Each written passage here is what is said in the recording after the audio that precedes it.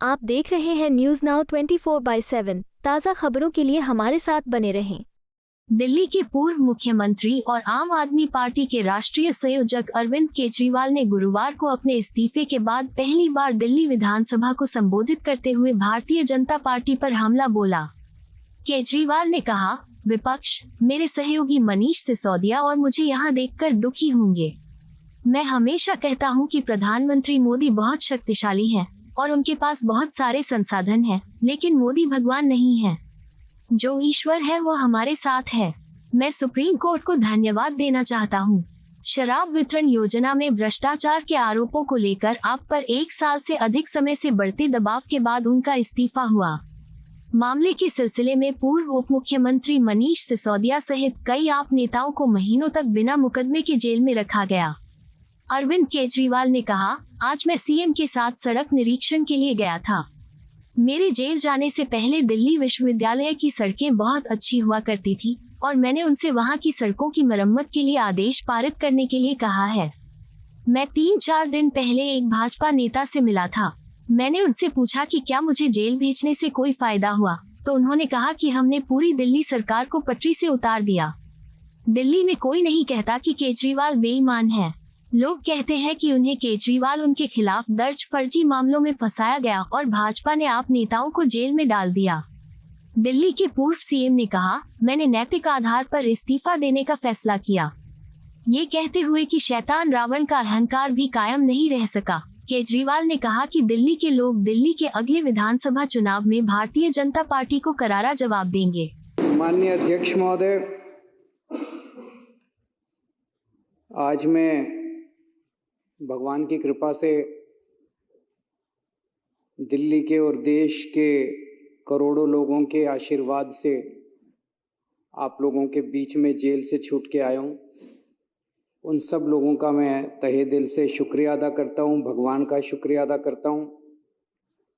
मैं हमेशा कहता हूँ, मैं जानता हूँ मेरे विपक्ष के साथी मुझे यहाँ देख के, मनीष सिसोदिया के देख के दुखी तो हो रहे होंगे। तो मैं हमेशा कहता हूँ मोदी जी बहुत ताकतवर है, बहुत ताकतवर है और अथाह पैसा है उनके पास, अथाह रिसोर्सेज हैं, पर मोदी भगवान नहीं है।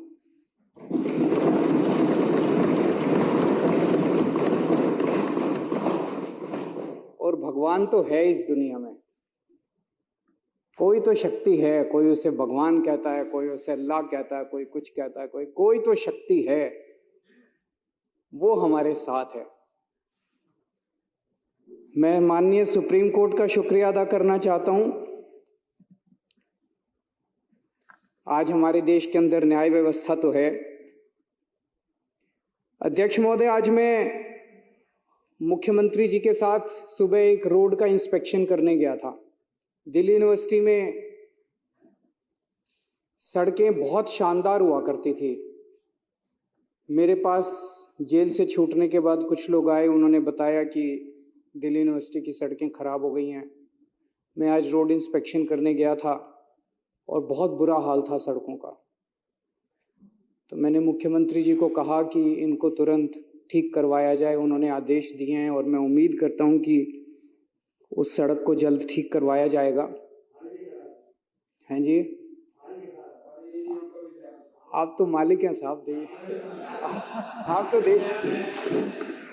तो देश के मालिक। मैं 3-4 दिन पहले भाजपा के बड़े नेता से मिला।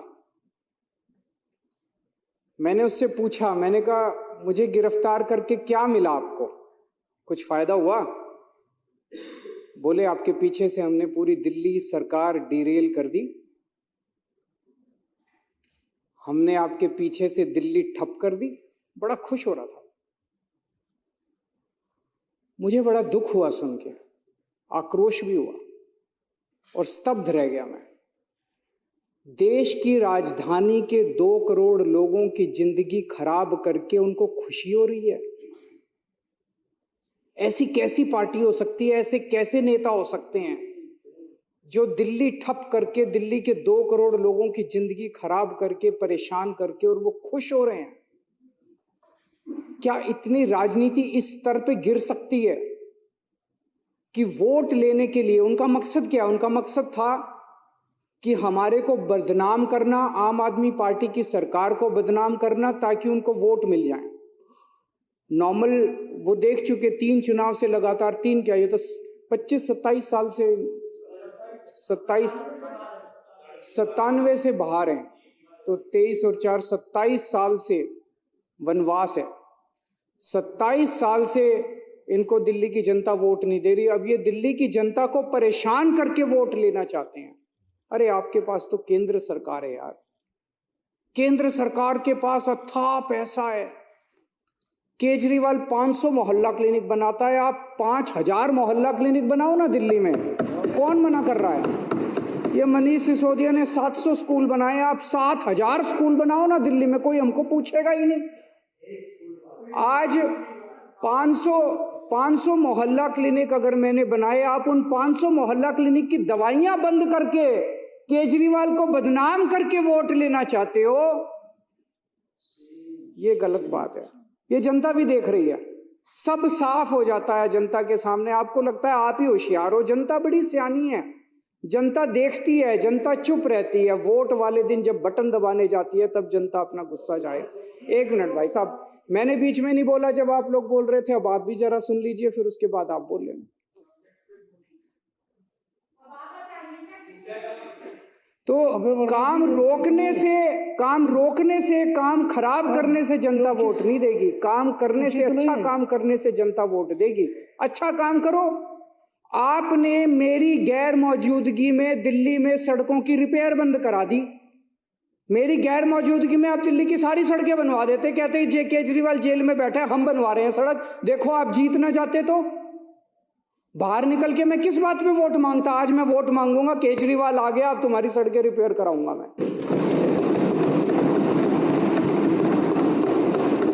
ले आते 5000 करोड़ रुपए मोदी जी से, केंद्र सरकार से, सारा पैसा तो आपके पास है। 5000 करोड़ रुपए में नई नई सड़कें बनवा देते, सारी एमसीडी की सड़कें रिपेयर करा देते, सारी दिल्ली सरकार की रिपेयर करा देते। हमारे पास कुछ काम ही नहीं बचता, आप ही आप होते। लेकिन आपकी तो पूरी की पूरी मेंटालिटी नेगेटिव है। इसके काम रोको, इसको ईडी भेज दो, इसको सीबीआई भेज दो, इसको जेल भेज दो। अरे कभी कभी थोड़ा भगवान के सामने बैठ के हाथ जोड़ के शांति से भी सोचा करो। हमें बस इन्होंने बस मार्शल हटा दिए मेरे पीछे से, बताओ कोई अच्छी काम करा? वो बस मार्शल आते हैं, बेचारे गरीब परिवारों से आते हैं। बस मार्शल की नौकरी कौन करता है? कोई अमीर आदमी, आपके बच्चे तो करते नहीं बस मार्शल की नौकरी। वो तो बेचारे गांव के, हमारे दिल्ली देहात के बच्चे जो हैं, गरीबों के बच्चे हैं, वही करते हैं बस मार्शल की नौकरी। और बसों में जाके देखो, महिलाएं जो इतने गुणगान किया करती थी कि अब हमारे को सुरक्षा महसूस होती है, अब वो फिर से उसी हालत में हो गई महिलाएं। बुजुर्गों की पेंशन बंद कर दी। उनके दिल से, उनकी आत्मा से आपके लिए क्या निकलेगा? बद्दुआ ही निकलेगी, बद्दुआ ही निकलेगी। अब केजरीवाल जब उनकी पेंशन चालू कराएगा, हमारे लिए आशीर्वाद निकलेगा। तीर्थ यात्रा बंद कर दी, बताओ, तीर्थ यात्रा बंद कर दी। हम बुजुर्गों को रामेश्वरम ले जाते थे, पुरी ले जाते थे, शिरडी बाबा ले जाते थे, हरिद्वार ऋषिकेश ले जाते थे, वैष्णो देवी ले जाते थे, कितनी जगह ले जाते थे। उनकी तीर्थ यात्रा बंद कर दी आप लोगों ने यार। आप खुद भी होके आओ थोड़ा तीर्थ यात्रा, थोड़ी मन को शांति। मेरी अध्यक्ष महोदय से निवेदन है, विपक्ष के साथियों के लिए तीर्थ यात्रा का आयोजन करें। उनको थोड़ी, अभी जैसे सौरभ बता रहा था, पेड़ काट दिए हमारे पीछे से। मैं जब जेल गया, इन्होंने पीछे से पेड़ काट दिए। बताओ, दिल्ली के प्रदूषण। तो दिल्ली की जनता के मन में 2 चीजें हैं, 2 बातें हैं। एक, केजरीवाल कट्टर ईमानदार है, केजरीवाल कुछ भी हो सकता है, बेईमान नहीं हो सकता। और दूसरा, केजरीवाल काम करता है, जनता के लिए काम करता है। ये 2 बातें दिल्ली की जनता के मन में हैं। ये उन दोनों बातों पे चोट करना चाहते थे। ये केजरीवाल को बेईमान साबित करना चाहते थे और ये दिखाना चाहते थे भाई केजरीवाल के सारे काम ठप हो गए। उन दोनों बातों पे चोट किया। फर्जी केस कर दिया मेरे ऊपर, केस करके मनीष को जेल में डाल दिया, सतिंदर जैन को जेल में डाल दिया, मेरे को जेल में डाल दिया, संजय सिंह को जेल में डाल दिया, विभव को जेल में डाल दिया, विजय नायर को जेल में डाल दिया, सबको जेल में डाल दिया। मैं आज चैलेंज करता हूं, 5 सबसे बड़े नेताओं को जेल में डालने के बाद भी आज हमारी पार्टी मजबूती के साथ खड़ी है। मैं चैलेंज करता हूं, तुम्हारी पार्टी के 2 लोगों को जेल में डाल दो, तुम्हारी पार्टी ना टूट जाए।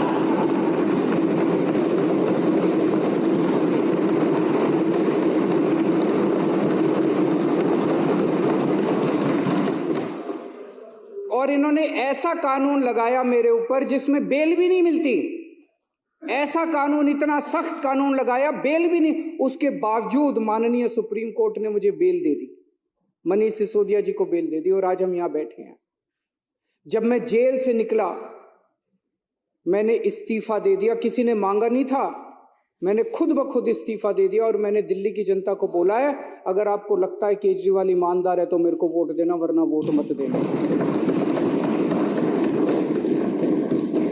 मैं दिल्ली में घूम रहा हूं अध्यक्ष महोदय, एक बच्चा, एक आदमी, इनके कट्टर बीजेपी वाले, आरएसएस वाले भी ये नहीं कहते कि केजरीवाल बेईमान है, कोई नहीं कहता। तो इनके सारे हथकंडे फेल हो गए केजरीवाल को बेईमान साबित करने के लिए। दूसरा ये साबित करना चाहते थे केजरीवाल के काम ठप हो गए। मैं दिल्ली की जनता को कहना चाहता हूं, आपका बेटा आ गया, आपका भाई आ गया।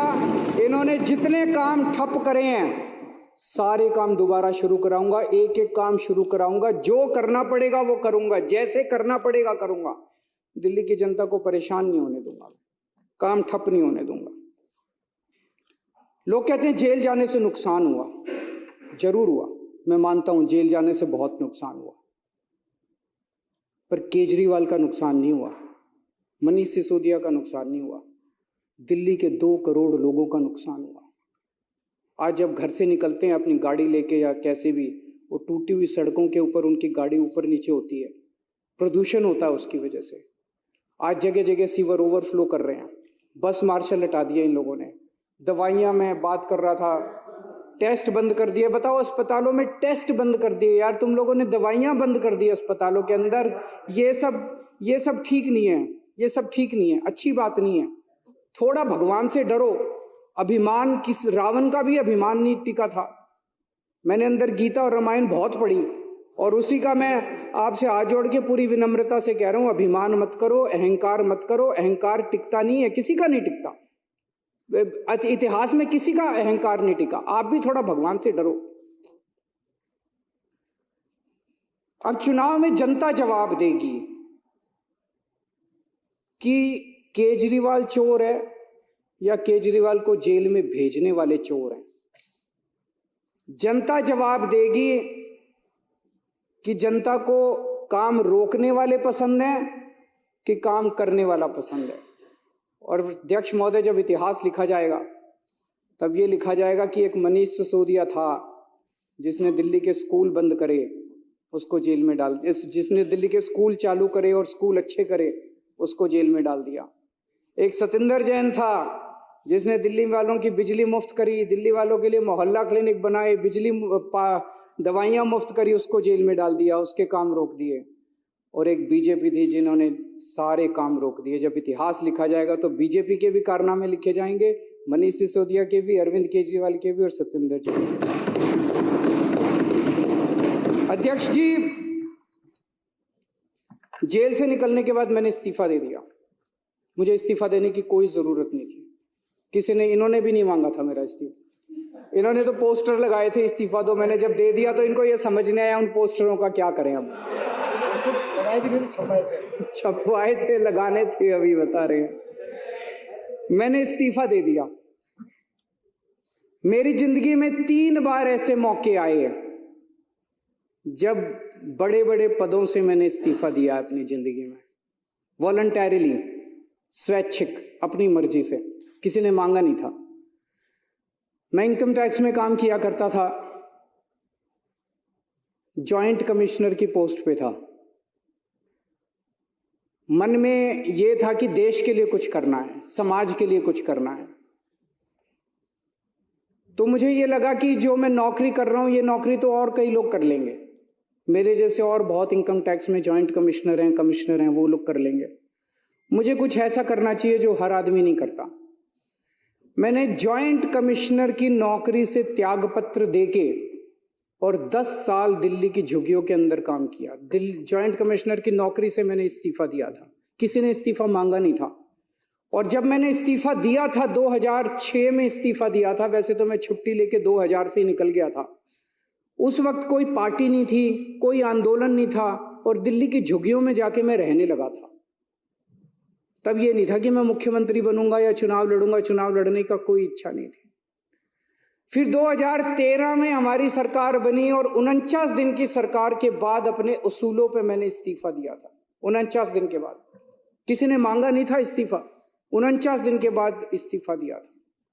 और अब तीसरी बार, अब जेल से निकलने के बाद मैंने इस्तीफा दिया है। मैं सत्ता के लिए नहीं आया, मेरे को सत्ता की जरा सी भी भूख नहीं है, मेरे को सत्ता का, पैसे का जरा सा भी लालच नहीं है।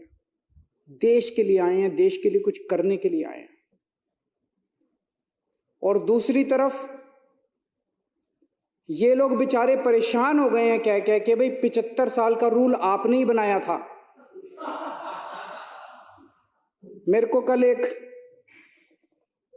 आरएसएस के बहुत सीनियर नेता मिले, उन्होंने बताया, बोले जी आरएसएस ने अल्टीमेटम दे दिया है कि भाई 75 साल का रूल तो लागू होगा।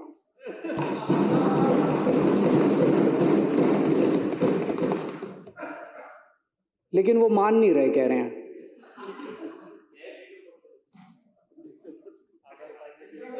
सत्ता छोड़नी बहुत मुश्किल है, सत्ता कुर्सी छोड़नी बहुत मुश्किल। एक मिनट, वो बोलने के लिए ललचा रहे हैं, मेरे बात बोलने का। सत्ता छोड़नी अध्यक्ष महोदय बहुत मुश्किल है, सत्ता का लालच छोड़ना बहुत मुश्किल है। खुद ही रूल बनाया, उस रूल के तहत सबसे पहले आडवाणी जी का इस्तीफा लिया, मुरली मनोहर जोशी जी का इस्तीफा लिया, सुमित्रा महाजन जी का इस्तीफा लिया, बीसी खंडूरी जी का इस्तीफा लिया, कलराज मिश्र का इस्तीफा लिया, आनंदीबेन पटेल का इस्तीफा लिया, शांता कुमार जी का इस्तीफा लिया, करिया मुंडा जी का इस्तीफा लिया, हुकुमदेव नारायण जी का इस्तीफा लिया, नजमा हेपतुल्ला जी का इस्तीफा लिया, भगत सिंह कोश्यारी जी का इस्तीफा, और भी बहुत है, मेरे पास तो थोड़े ही नाम है। उन सब का इस्तीफा लेने के बाद जब अपना नंबर आया तो कहते हैं ये कानून मेरे पे लागू नहीं होगा। ये तो ठीक नहीं है, सबके लिए बराबर कानून होना चाहिए, नहीं होना चाहिए। मैं ये सोच रहा था कल को कोई अफसर 60 साल की उम्र होने के बाद कहे मैं तो नहीं रिटायर होता जी, कल को कोई सुप्रीम कोर्ट का जज 65 साल की उम्र होने के बाद कहे जी मैं तो रिटायर नहीं होता। व्यवस्था ही खराब हो जाएगी। ऐसी व्यवस्था कैसे चलेगी? अगर आपने अपने अंदर एक रूल बनाया, कानून बनाया, भी 75 साल में सारे रिटायर होंगे, तो सारे रिटायर होंगे, उसमें सारे आते हैं, उसमें तो सत्ता का लालच जो है, कुर्सी से चिपके रहने का, जो कहते थे परिवार नहीं है, किसके लिए पता नहीं, किसके लिए इतना लालच है उसका। तो आज आरएसएस के कार्यकर्ता घर घर में जब जाते हैं तो लोग उनसे पूछते हैं कि भाई 75 साल का रूल उनके ऊपर क्यों नहीं लागू होगा, जब सबके ऊपर लागू हो रहा है। तो मुझे ये लगता है कि जब आदमी किसी बड़े पद पे बैठे तो उसे निस्वार्थ भाव से समाज की सेवा करनी चाहिए। पद रहे ना रहे इसकी चिंता बिल्कुल नहीं करनी चाहिए। अंत में अध्यक्ष महोदय, मैं फिर से यही कहना चाहूंगा, हमारी दिल्ली बहुत खूबसूरत है, हमारे दिल्ली वाले दिल वाले हैं। हमें सबको 2-2.5 करोड़ लोगों को मिलके दिल्ली बनानी है। इसमें हर हिंदू, मुस्लिम, सिख, ईसाई सबको मिलके दिल्ली बनानी है। इसमें ब्राह्मण, यादव, जाटव, दलित, बनिए सबको मिलके बनानी है। इसमें बीजेपी वाले, कांग्रेस वाले, आम आदमी पार्टी, हम सबको मिलके बनानी है। इसमें ये काम रोकना, काम बंद करना, ये अच्छी बात नहीं है। मैं अपने सभी विपक्ष के साथियों से भी निवेदन करता हूं कि चुनाव के टाइम में चुनाव लड़ेंगे, चुनाव के बाद हमें सबको मिलके काम करना है। थैंक यू अध्यक्ष। आपको यह वीडियो पसंद आया हो तो इसे लाइक करें, हमारे चैनल को सब्सक्राइब करें।